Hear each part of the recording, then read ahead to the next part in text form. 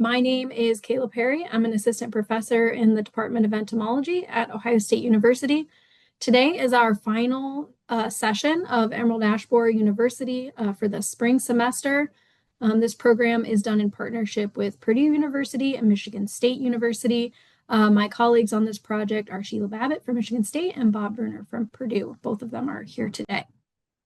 For this session, we are hosting Dr. Kathleen Knight.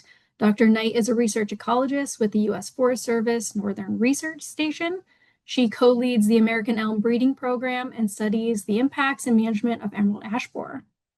The U.S. Forest Service partners and other partners are working on the elm resistance breeding program, so looking at American elm trees with resistance to Dutch elm disease specifically. And today, Dr. Knight is going to share latest updates from the research trials and progress on seed orchard plantings. So thanks so much for being here, Kathleen. Take it away. Awesome. Thank you so much for having me. I'm excited to be here. I've been on this webinar series a few years ago talking about my emerald ash borer research. So it's nice to be back to talk about American elm. So as Kayla said, I co-lead the American Elm Breeding Program with my colleague Leila Pinchot or Wilson, and she and I have been working on this together with a lot of other partners, both from the Forest Service and the Nature Conservancy and other organizations. So I'm going to start by telling you why we think American elm is such an important and unique tree species. It's a large, long-lived tree. It can live up to 200 or even 300 years. It can grow 100 feet tall with a trunk 6 to 8 feet in diameter. It has a broad geographic range, as you can see in the map on the upper right there. It has just lives in a large portion of the country as well as up into Canada. And its suitable habitat is expected to actually expand under climate change. It also has a unique combination of traits that make it particularly important in northern floodplain systems. It's cold tolerant and can survive those cold temperatures in the north. It's shade tolerant and also flood tolerant, so it can establish beneath the canopies of early successional species and survive inundation from floodwaters. It's also fast growing and just tolerates a very wide range of environmental conditions. American elm is important for a lot of wildlife species. It supports a tremendous diversity of insect species. Over 500 different insect species use American elm. Over 200 species of Lepidoptera use American elm. And there are many species that are specialists that only use elm. And of course, those insect species are food for birds and other species. In addition to supporting insects that support birds, American elm also supports birds through its seed production. It's one of our earliest seeding species in the spring. And those early spring seeds are consumed by birds as they migrate north along those riparian corridors. Elm can start flowering as early as 15 years old. And we worked with some researchers at Ohio State University and looked at how bird richness actually followed elm bud development as those birds use those seeds in the spring. American elm was widely planted in urban areas before Dutch elm disease. So many cities have an elm street. And you got this beautiful cathedral-like effect of the elms kind of touching over the street as they grew large.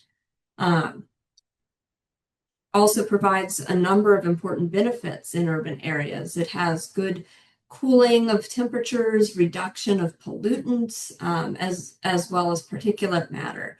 So it really provides tremendous ecosystem services in these cities before Dutch elm disease came through. Of course, Dutch elm disease is a fungus spread by both European bark beetles as well as North American bark beetles. It's an introduced fungus. There were actually kind of two waves of it caused by different species. Ophiostoma ulmi invaded first, followed by Ophiostoma novo ulmi. The way the life cycle of this fungus works is that the bark beetles emerge from infected trees carrying spores in the spring. They fly off and feed on branch crotches of healthy elm trees, and that's how the spores get in and infect the trees. The spores grow through the xylem vessels of those elm trees and then cause this vascular wilt suite of symptoms where you see wilting, necrosis of the leaves, and then pretty rapid mortality of the infected elm trees over a couple of years.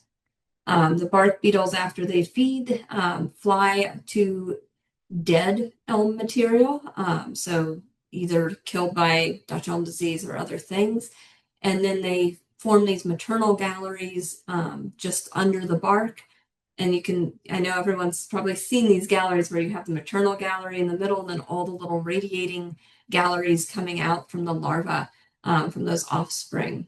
And so as those offspring are feeding, they pick up those fungal spores if it's an infected tree, and then they emerge carrying those the following year.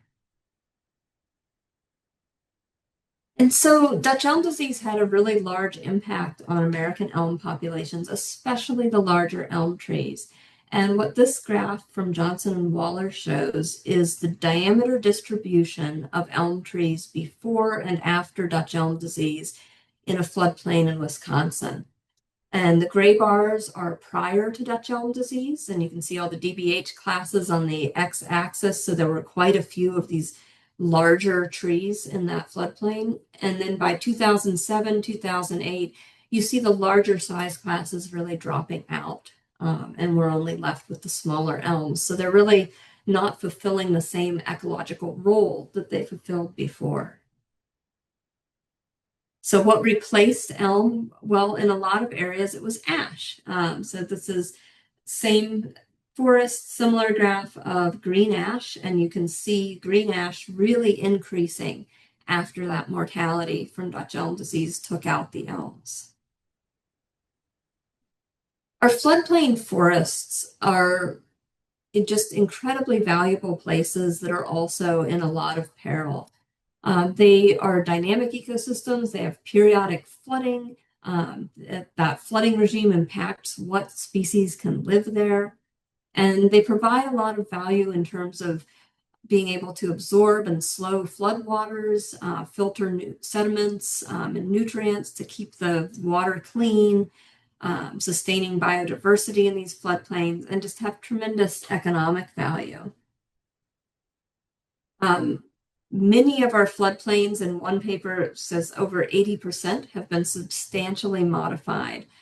So we have grazing both by native deer that have overpopulated in many areas, as well as by cattle in many areas. We have invasive plant species, reed canary grass on the top middle there, and invasive honeysuckle on the bottom. We have other invasive species like emerald ash borer killing off the ash trees in these floodplains. And we, of course, have urbanization along these floodplains, channelization of the rivers. And sometimes this combination ends up resulting in these catastrophic floods that really have a huge impact on human populations.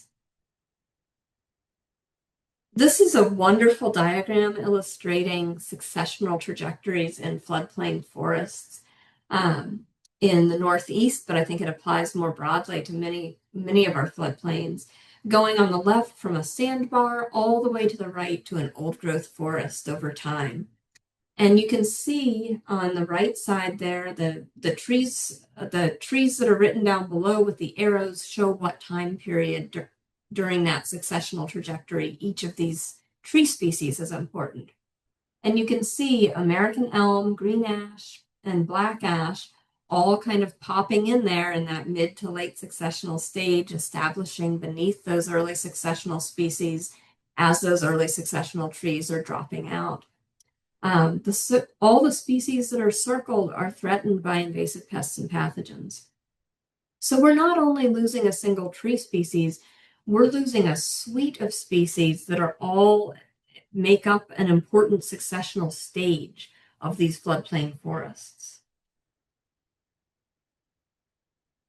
So our group's vision for tree species restoration is to restore not just the American elm, which we know and love, but in doing so to contribute to the restoration of ecosystems that have just seen unparalleled deterioration and change. So these are a few pictures of some of the restoration experiments that we've done, planting in some formerly grazed wetland areas, planting after non-native invasive plant removal in a floodplain forest near Columbus, and then planting in emerald ash borer impacted floodplains, which I'll talk about a little bit later.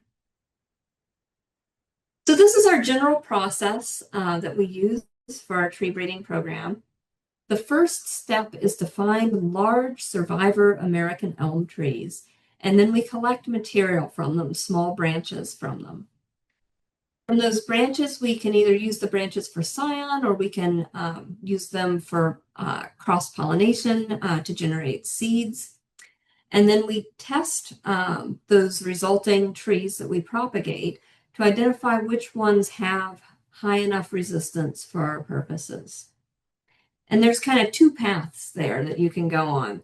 The ones that test to have extremely high resistance are potential cultivars that could be used for urban forests. There will be less diversity of those cultivars. There'll probably only be a few that are really top notch, but they'll have very high average resistance. And then on the bottom path,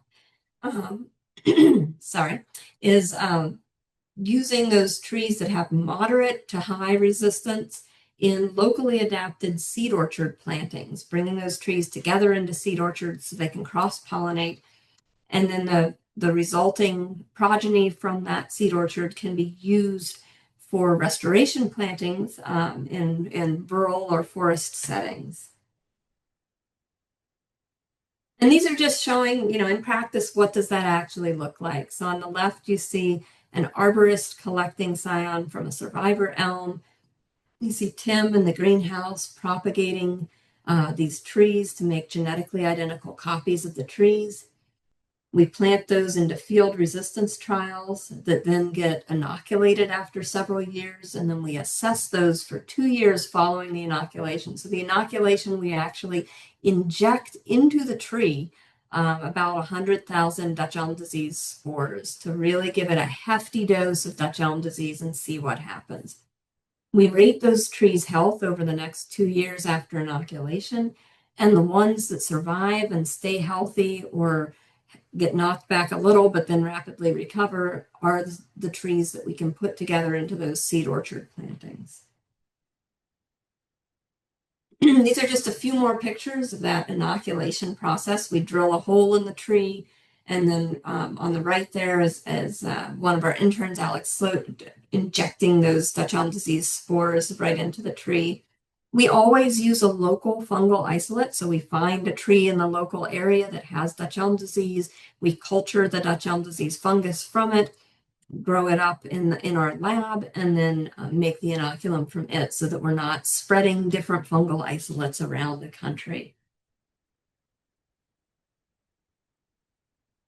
And then the resulting seed orchards is what we're really excited about. These trees can start producing seeds after they're 15 years old. So those seed orchards are producing elm seeds in 15 to 20 years in some quantity. And then those seeds can be grown up either containerized or as bare root seedlings for outplanting.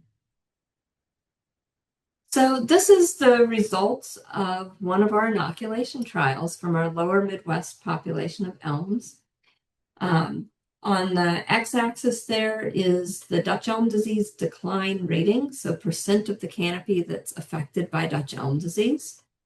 And so bigger bars are trees that are doing worse.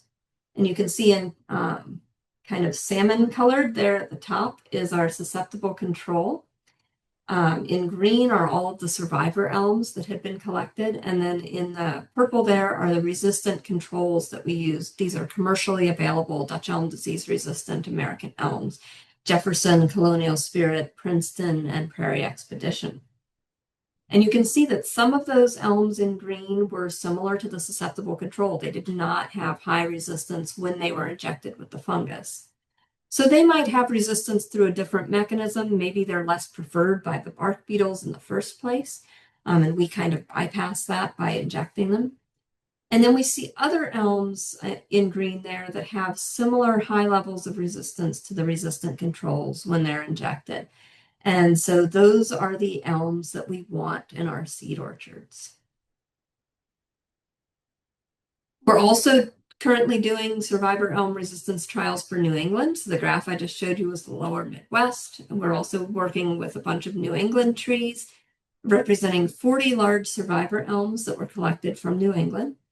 And we planted 2 resistance trials in central Ohio and 2 in the Northeast. Those have just been inoculated, the Ohio ones last year, the Northeast Vermont ones this year. So we're excited to watch those over the next 2 years and see which trees have that high level of resistance.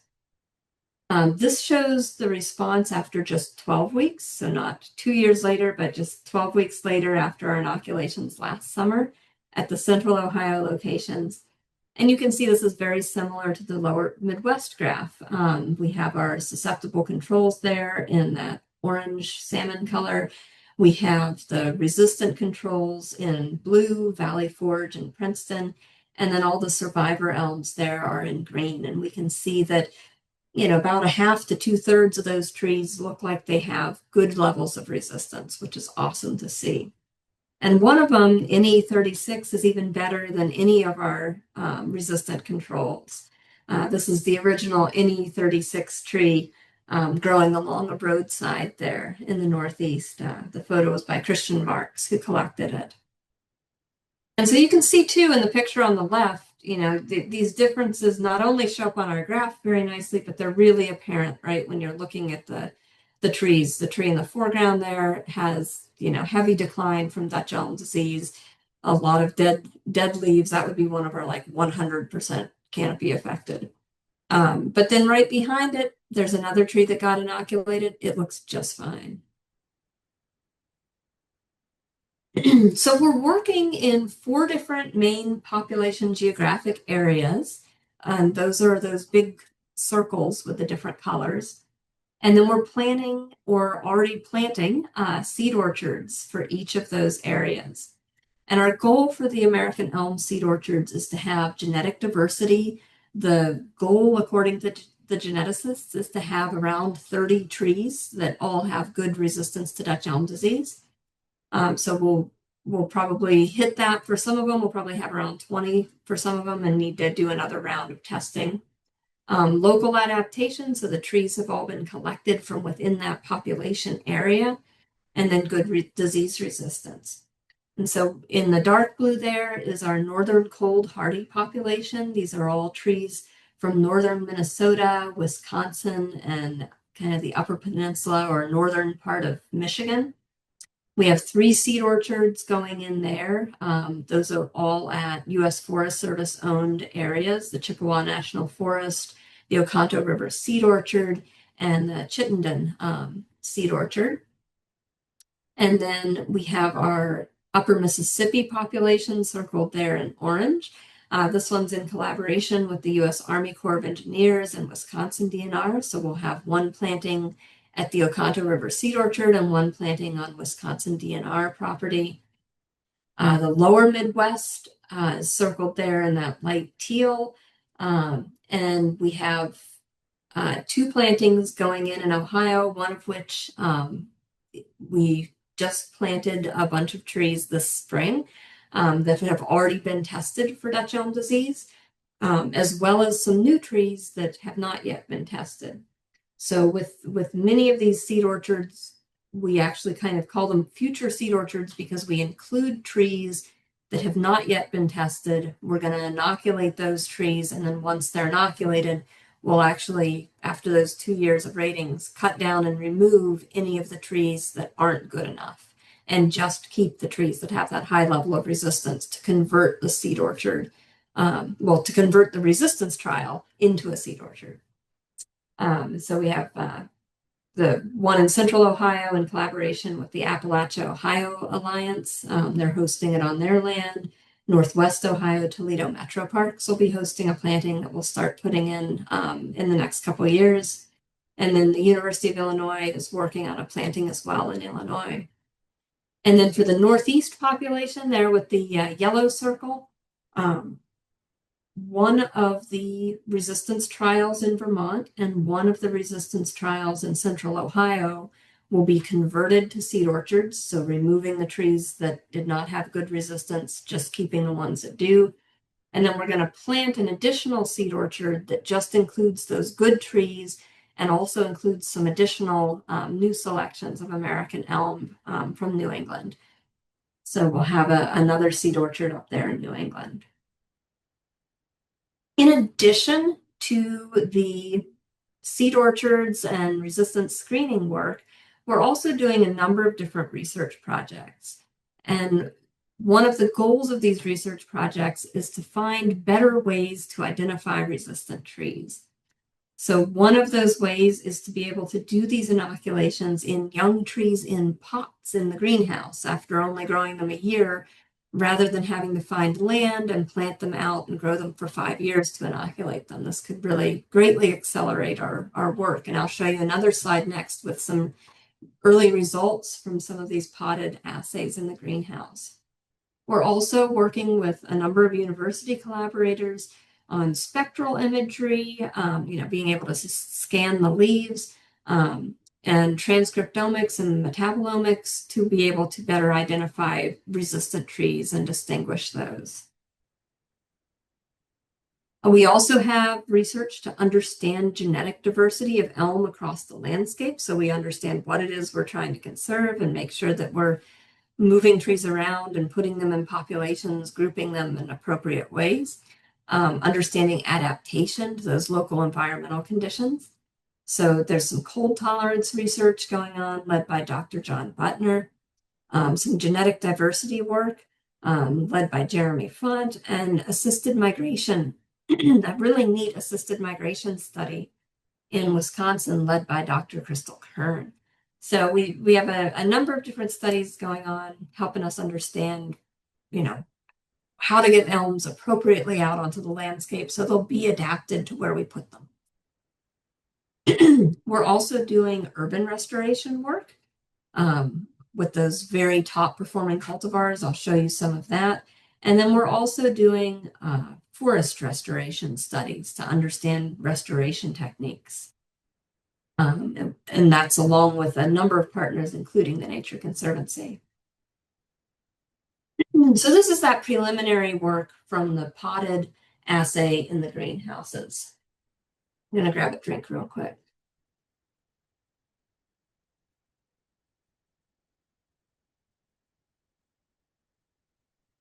So on the y-axis there, you see the mean total area under the disease progress curve. So a higher number is bad, right? A higher number on that y-axis is more disease. And then on the x-axis are the different trees that we tested. So Princeton was our resistant control. It had very low disease. Our susceptible control, NA 57845, had very high disease. Great. We then had some progeny that we tested from presumed susceptible elms, smaller elms collected from the landscape. Those had some, variability, but, decent levels of disease that was happening. And then we also tested progeny from crosses among our survivor elms because we're interested in heritability of resistance and have actually done some studies showing that there is heritability. And those all have very low disease. So one, this shows that our potted elm assay seems to be working, seems to show us what we need to see, give us consistent results, and it also helps bolster that evidence of heritability of resistance. We're also doing studies testing resistant American elms in urban areas. So our very top 3 performing genotypes of the lower Midwest population elms, We've planted in sites in Columbus as well as two sister cities. And we're just watching them grow over time. We're not doing any special pruning. We want to understand what their growth form is, how they survive across a gradient of urbanness, sometimes in very compacted soils. We're also doing studies in floodplain forests and other types of forests to understand restoration techniques with American elm, so that once we have these seed orchards producing seeds and we have seedlings to plant out, we can also give good advice on best ways to plant them to maximize success. In these floodplains, it is a really challenging environment to plant trees, right? You have flooding, which just washes through. You have deer that are browsing your trees. You have shade if you're underplanting under the ash trees before they die from emerald ash borer. And you also have competing vegetation. So, including invasive plant species, sometimes like reed canary grass.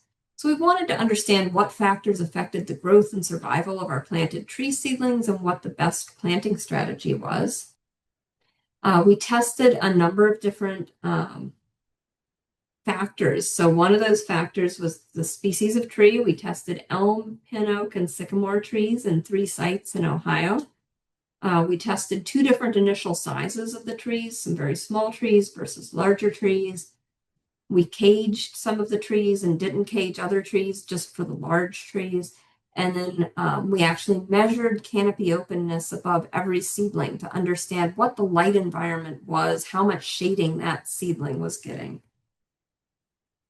And these are just a few pictures from that initial planting year. These are some of our large tree seedlings. So on the left, there is an American elm that's planted next to an ash tree, kind of this underplanting strategy before emerald ash borer killed the ash trees, so that we'd have other trees established in the understory and ready to pop up.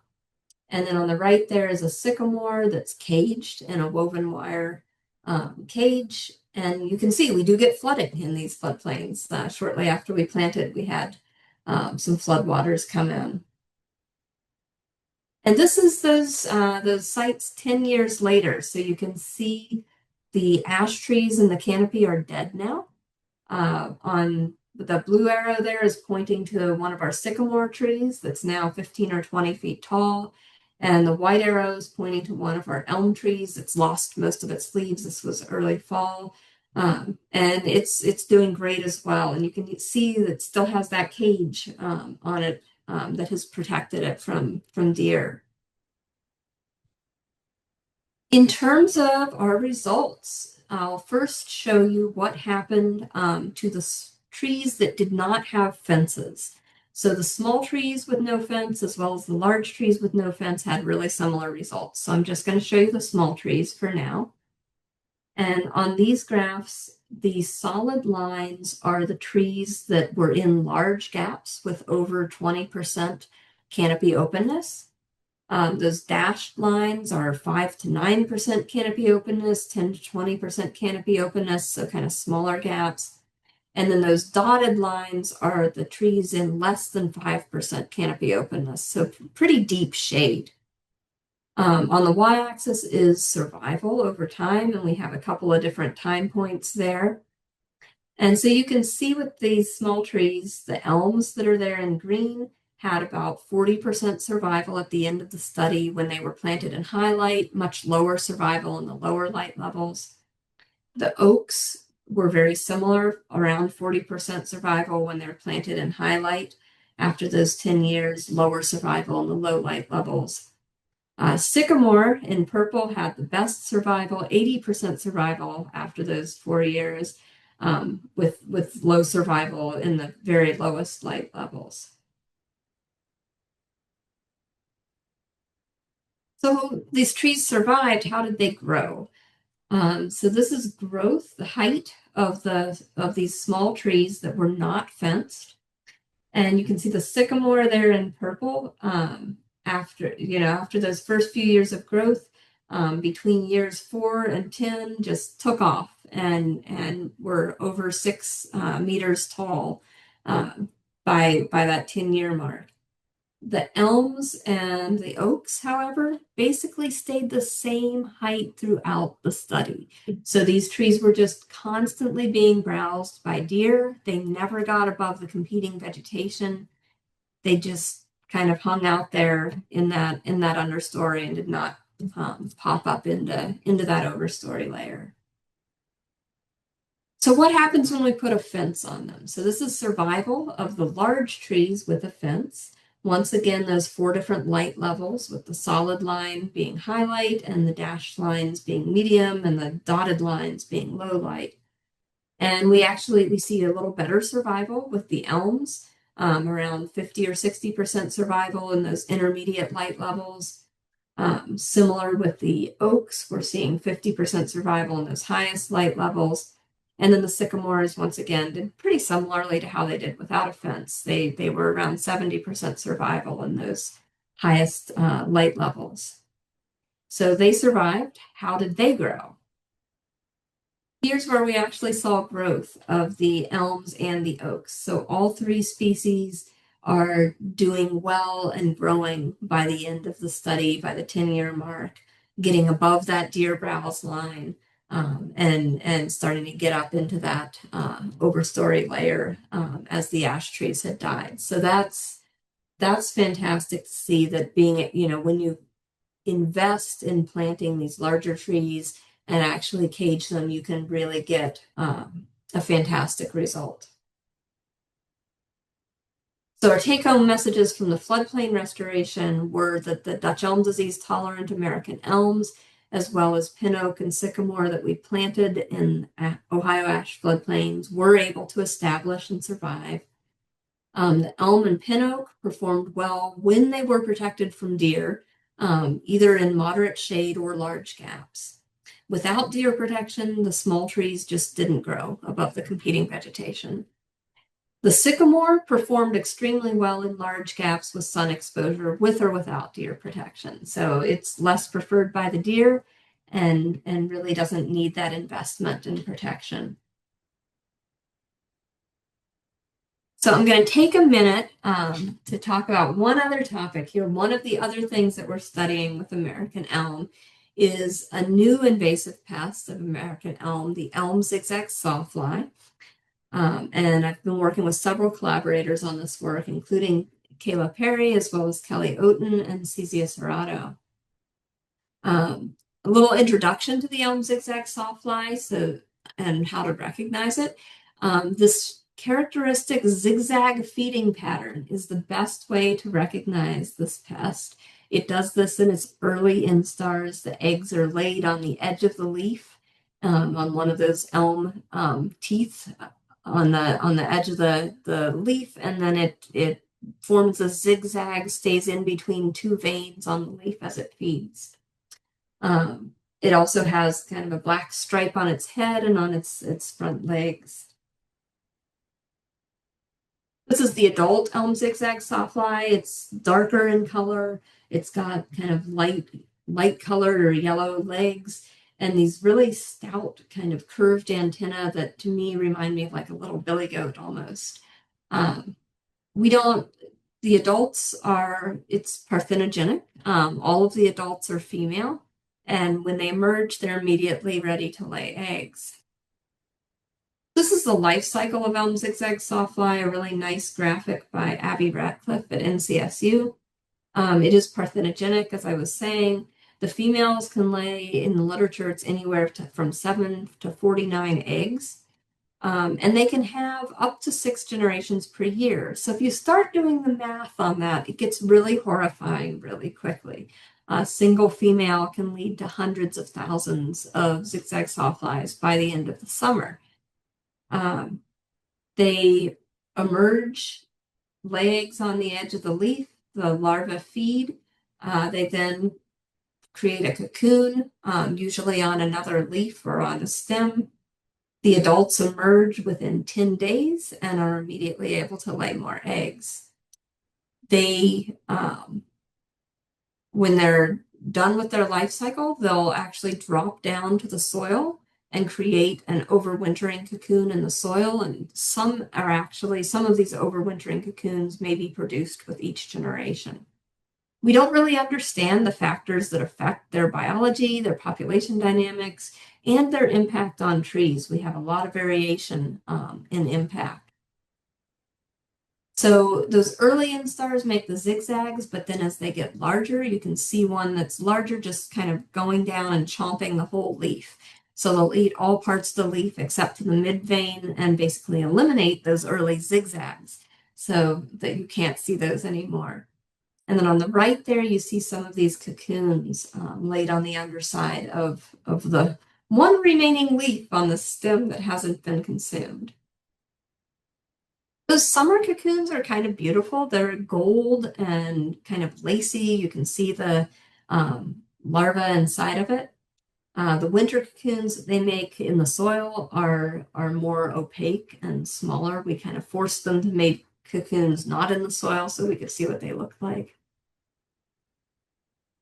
And we do sometimes see very heavy defoliation. So especially in North Carolina, where Kelly Oden's been working, there are some very heavily defoliated elms. And after a few years of heavy defoliation, they can actually have some branch dieback. No one has ever documented tree mortality from elm zigzag sawfly. So luckily, this is one that does not seem to actually kill the trees, but it is a concern. In Ohio, we haven't seen heavy defoliation. It's been very light. It's been a very minor issue. And we have some hypotheses as to why that is. CESIA is doing a great study looking at insect predator diversity and understanding whether insect predators could be consuming the elm zigzag sawfly larvae or eggs and preventing it from getting to this outbreak stage. We've also detected that there's a bit of a phenological mismatch in Ohio where the zigzag sawflies may be emerging before the native elms have leaves, so they don't have anywhere to lay their eggs in that first generation. So we're kind of watching, exploring those two hypotheses as to why we're not seeing in Ohio some of what they're seeing in North Carolina. This is the current range that's known for elm zigzag sawfly invasion in the US. It's also in several areas in Canada. This is one of those things where the more you look for it, the more people find it. So it's more about awareness and actually looking for it in terms of locating new infestations. So I encourage anyone to be on the lookout for it and document it if you see it. That can really help out your local Department of Natural Resources in your state as they're trying to track where this insect is. And so in terms of reporting, you can use the EDDS map app to report elm zigzag sawfly as well as a bunch of other invasive pests. There's also an app for reporting large, healthy survivor elm trees, as well as ash trees and other species that scientists are working on with the TreeSnap app. And if you're working with a particular park district or organization, go ahead and include your affiliation along with your name when you set up your account. So we're really excited about where we are with the elm breeding program. We're, in the next few years, we're going to have 11 different future seed orchards that are either planted or converted from resistance trials. That's a really exciting place to be. And, after several years, these trees are going to be producing seeds. Those seeds are going hopefully to be grown out in nurseries. We have a lot of people interested in growing these trees and planting them for restoration plantings. So we're really excited to see this moving forward and see where it takes off to over the next several years. And I'd like to acknowledge our funding sources for the work, as well as our many partners, particularly many different places that are hosting the seed orchard plantings on their lands. And we've also had over 50 summer interns working on this program, so we could not do it without them as well. And with that, I can stop sharing and take any questions. Thanks, Kathleen. That was great. If folks have questions, please put them in the Q&A. We do have one in there already, Bob. I'm not sure. Do we have approved ISA credits or anything? We do not have ISA credits approved for this, though I think ISA and SAF credits can be approved after the fact. So I would inquire with them, and if you want to get that, just email me, and I will make sure you get whatever certification letter you need to prove to those organizations that you attended. Awesome, thank you. Yeah, so please add your questions into the Q&A if you have them. Okay, we've got our first one. Do you know of any research looking at resistance to elm yellows in addition to Dutch elm disease? Great question. So elm yellows is a phytoplasma disease. It is really tricky to work with because you can't culture it. It's even tough to detect reliably within a tree sometimes, these phytoplasmas. So we are looking at phytoplasmas. We are working on them. We don't think the phytoplasmas will be easy to breed for resistance to, unfortunately. So we're kind of tracking that and studying it and trying to understand those phytoplasmas better. Okay. From the survivor elm trees or ash trees, how can you rule out the survivor bias scientifically? So are you getting at like just in terms of like are we creating a genetic bottleneck by selecting our trees? We do try to make sure we're selecting trees from across like a large geographic range to make sure that we're capturing the genetic diversity of those species across that range and being able to capture that local adaptation as well. I have a question about the trees in the plantation. Ceci has been coming back the past couple of weeks saying that she's observing some decline in the trees where she's been surveying for elm zigzag sawfly. Is that Dutch elm disease or is that something else that's going on? There is some Dutch elm disease still in the plantings. So we inoculated, those are plantings that she's working in that are the lower Midwest population.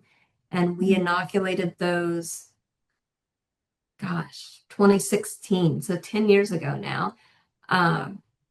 And we do try to do a good job of, once a tree dies, cutting it and burning it pretty quickly so that we don't have a nice bark beetle outbreak. And we like to be the ones killing the trees. We don't want the bark beetles helping out, but they do continue to help out. So the bark beetles, from the surrounding forest areas come in and continue to inoculate our trees over and over with additional Dutch elm disease. And occasionally there are trees in there that were like water controls in the study and just got inoculated with water. So if the bark beetles infect them, we'll see them start to decline later. So that's some of what she's seeing probably. And then sometimes even the ones that were survivors and tested well in the study, when they're hit over and over with additional bark beetle infestation, they can also start to decline. So yeah, I think she is. I've seen a little bit of Dutch elm disease in there as well on some of the trees. Yeah, she's having trouble finding larvae, and she's like, "No, the trees are also like showing decline, and I can't find any larvae." Oh man, bag. So she's been trying. Yep. It looks like we have a clarification from the last question. So I mean that the survivors sometimes might not have resistance or a high level of resistance. Yeah, that's why we inoculate them with Dutch elm disease. So when we find a survivor, we propagate it, create a genetically identical copy of it, plant it, grow it for 5 years, and then we inject 100,000 Dutch elm disease spores directly into the tree and see if it survives and stays healthy for the next 2 years. So that's how we make sure that it wasn't just an escape somehow. that it really does have high levels of resistance. Yeah, good question. Thank you for the clarification on that. Any other questions? Oh, I do want to add to this too for our viewers in Indiana. Elm zigzag sawfly has been confirmed in Indiana in the city of Bloomington. I'm more than happy to take questions on that if people want to learn more about it, just through email, not right now. Yep, I have a feeling it's going to be showing up more this summer. More people look for it. Yeah, the more people look for that one, the more it's going to pop up. Yeah. The good thing is at least the damage is very telltale. Like it's not hard to Yes. identify. Yes, I mean it is the only insect that makes that zigzag pattern on an elm. So it's really pretty definitive when people see it and actually notice it and record it. Yeah, and the feeding damage is much easier than finding the larvae sometimes. The larvae are so small. They're much smaller than you Yes. think they would be, especially those early instars. Yes. And they're the same color as the leaf too, so they're hard to see. Yeah, they blend in really well. Yes. Okay, we've got one more question. Where can we find the recording? So we do have a EAB University YouTube channel, and so this recording will be posted up there within the next few days.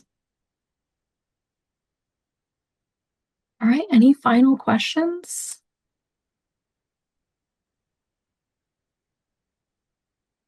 All right, well, thanks so much, Kathleen. It was great to hear about an update on what you've been doing, and very excited to keep hearing what's going on down there.